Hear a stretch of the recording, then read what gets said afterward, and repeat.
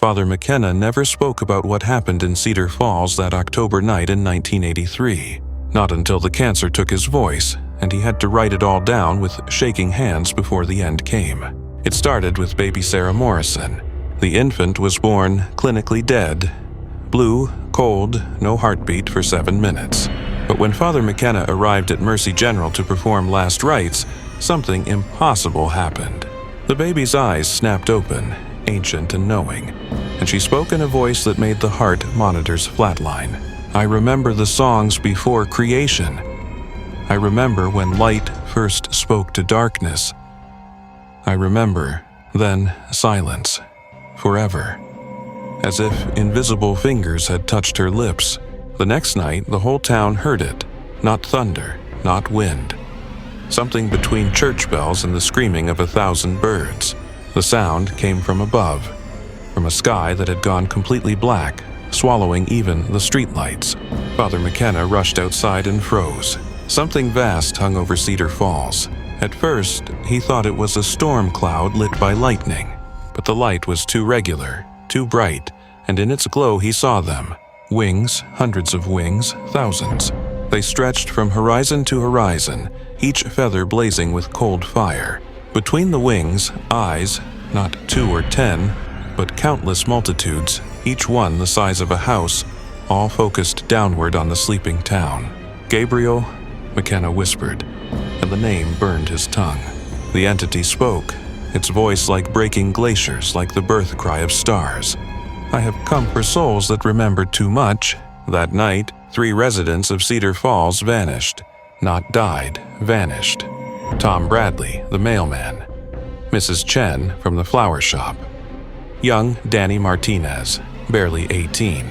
Their clothes lay in neat piles where they'd stood, still warm, as if the people had simply evaporated from within them.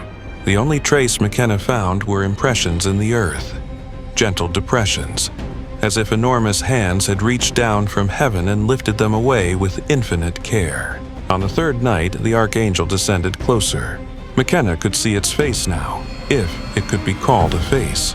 The features shifted constantly, sometimes young and beautiful beyond description, sometimes ancient and terrible, sometimes not human at all. Its eyes burned like binary stars, and light poured from its mouth when it spoke. You baptize children, priest, Gabriel said, its voice echoing off of every surface in town. But do you know what they remember in those first moments of life? They remember divine secrets. I touch their lips to make them forget, so they can live as mortals should live.